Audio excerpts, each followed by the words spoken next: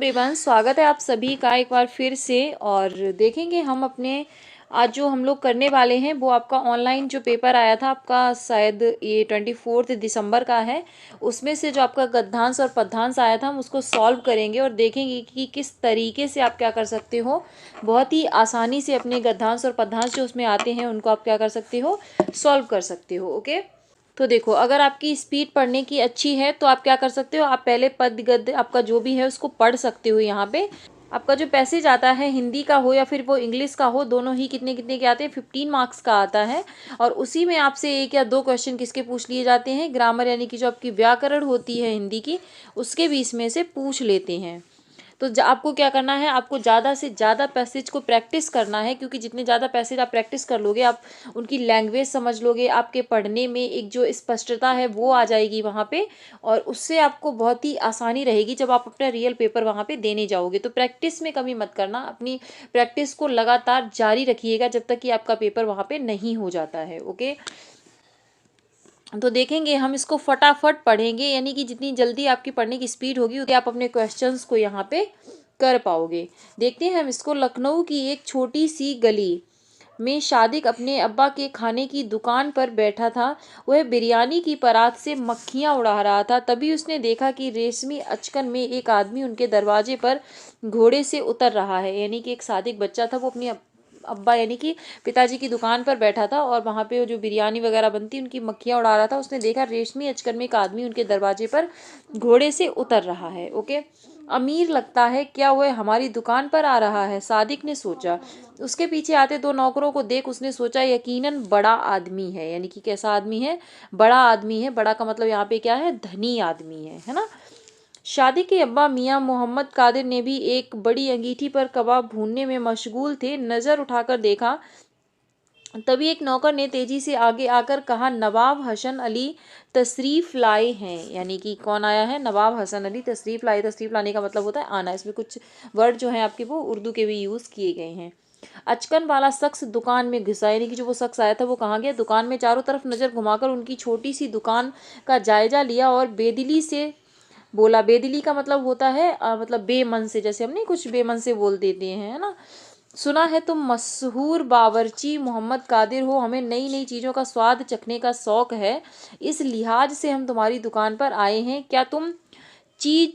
तुम क्या चीज़ सबसे उम्दा बनाते हो। उम्दा का मतलब होता है बेस्ट बनाते हो, अच्छी बनाते हो। दाल।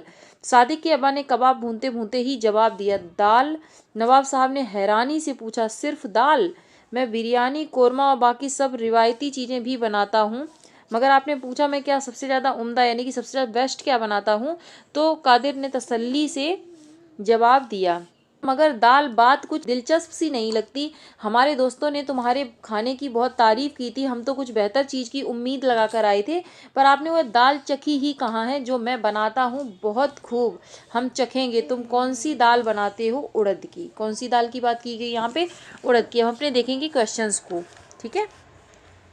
यकीनन बड़ा आदमी है, यकीनन बड़ा आदमी है। सादिक का बड़े आदमी से, बड़े आदमी हम लोग कहते नहीं है बड़े आदमी हो गए हो, बड़े आदमी हो गए। बड़े आदमी का मतलब पहलवान नहीं होता, लंबा नहीं होता, प्रसिद्ध भी नहीं, यानी कि धनी, यानी कि पैसे से बड़े आदमी आप बन गए हो। तो ये तो बहुत ही नॉर्मल सा क्वेश्चन था, इसके लिए हमें आपको वापस पैसेज देखने की ज़रूरत भी आपको नहीं पड़ी। उसके बाद है, सादिक बिरयानी की परात से मक्खियाँ क्यों उड़ा रहा होगा। अब तो ये बिल्कुल नॉर्मल सी बात है ना कि उसके पास कोई और काम नहीं था, ऐसा नहीं है।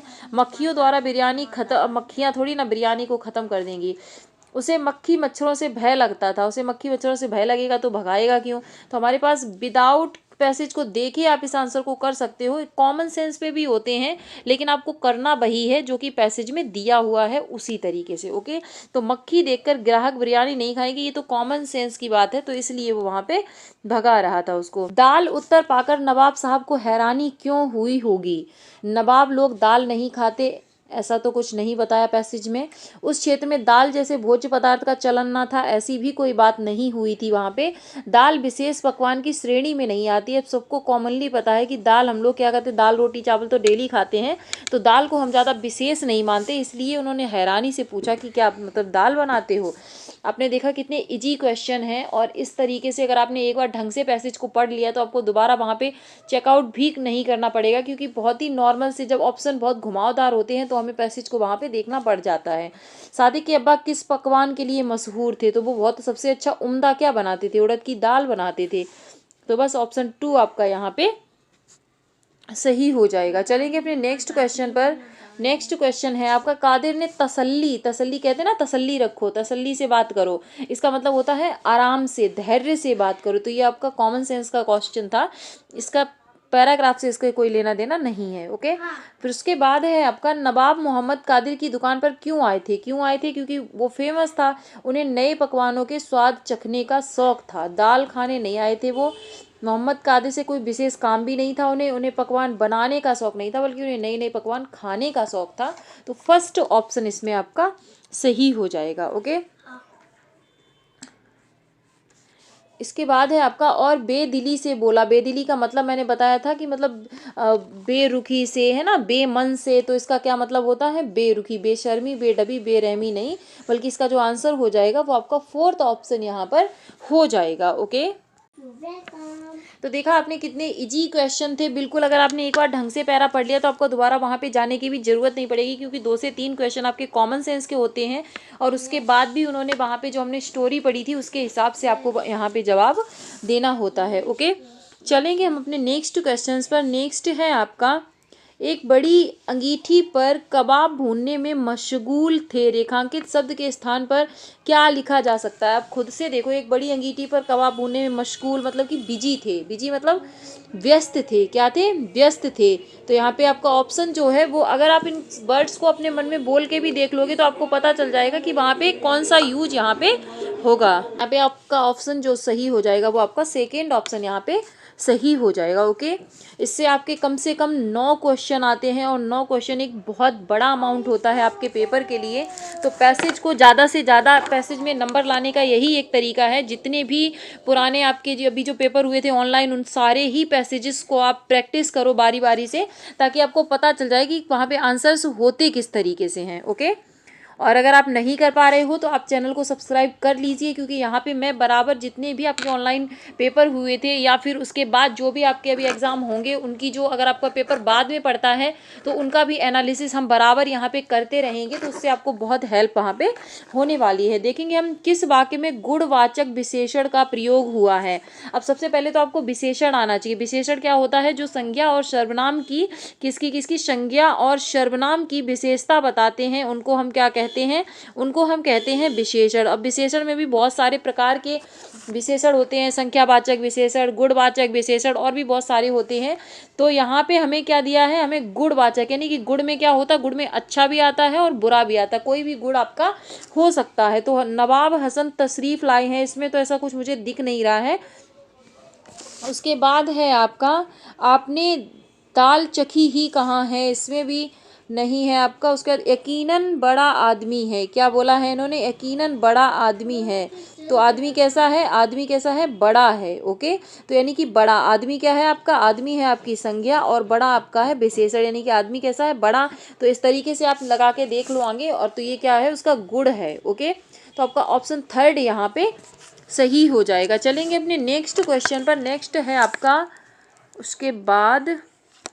उसके बाद आपका एक यहाँ पे ये क्या दिया है? पद्यांश दिया है, यानी कि पोएम दी, मतलब पोएम के फॉर्म में आपको दिया गया है। अब इसको आपको थोड़ा सा ध्यान से पढ़ना होता है, क्योंकि इसमें अगर आपकी हिंदी बहुत अच्छी है तब इसका मीन्स निकालना होता है, उससे ऑप्शंस हमें दिए जाएंगे और वहाँ से हमें उन क्वेश्चंस को पकड़ना पड़ेगा। तो हम एक बार इसको पढ़ लेते हैं पहले।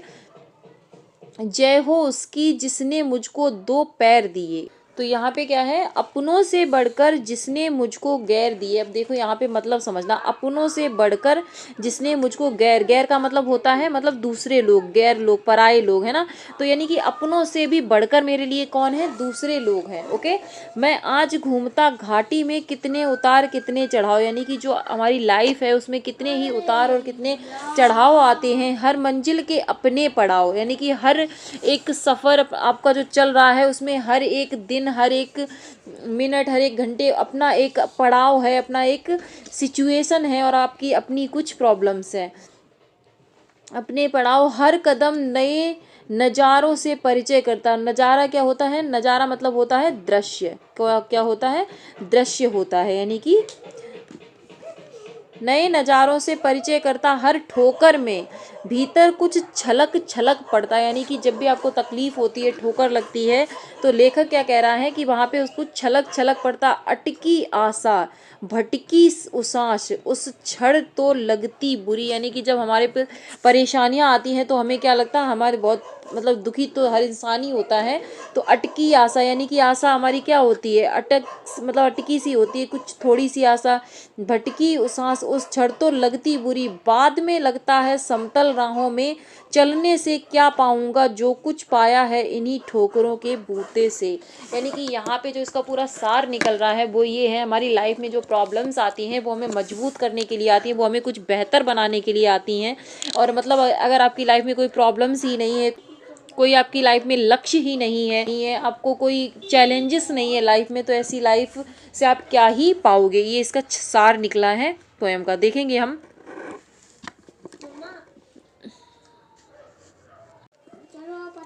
प्रस्तुत पद्यांश का केंद्रीय भाव क्या है? यानी कि भाव हमने समझा, क्या समझा अभी? जिन्होंने बाधाओं को नहीं झेला वे किसी की पीड़ा नहीं समझ सकते। ऐसा इसमें कुछ बात नहीं की गई है कि किसी की पीड़ा वो नहीं समझ सकते। उसके बाद है आपका, हम सभी का जीवन बाधा रहित। तो भाई बाधा रहित नहीं होना चाहिए, वहाँ पे तो बात ही इसकी करी गई है कि अगर बाधा रहित जीवन हो भी जाएगा तो हमें क्या मिलेगा उससे। बाधाओं से जूझने वाले ही जीवन में बहुत कुछ पा जाते हैं। ये सही बात है। यहाँ पे बिना पैरों के बाधाएं पार नहीं की जा सकती, ऐसी कोई बात वहाँ नहीं की गई। वहाँ पे यही बताया गया है कि जो बाधाओं से जूझते हैं वो लाइफ में मतलब बहुत कुछ सीख जाते हैं, बहुत कुछ पा जाते हैं, वो एक बेहतर इंसान बन जाते हैं। ओके, तो ऑप्शन 3 आपका यहाँ पे सही हो जाएगा। चलेंगे हम अपने नेक्स्ट। जिसने मुझको गैर दिए से अभिप्राय है, यानी कि अपनों से तिरस्कार मिला नहीं, परायों को भी अपना बना दिया। यानी कि अपनों से बढ़कर जिसने मुझको क्या दिया? गैर दिए। तो वो क्या हो जाएगा यहाँ पे? यानी कि पराये लोगों को भी क्या बना दिया? अपना बना दिया। अपनों से दूर नहीं किया, परायेपन का भाव नहीं मिला। गैर पे बात मतलब यानी कि दूसरों को भी मेरा क्या बना दिया? अपना बना दिया। ओके, जिसने मुझको 2 पैर दिए का मूल भाव क्या है? अब आप क्या करोगे? जिसने मुझको 2 पैर दिए, तो यहाँ पे स्ट्रगल की बात करी गई है ना? तो यहाँ पे क्या है? पैर जैसे 2 अंग दिए नहीं। देखो कविता में कभी भी वर्ड टू वर्ड आंसर आपका नहीं होता है, ये पैसेज में कर सकते हो आप, गद्यांश में।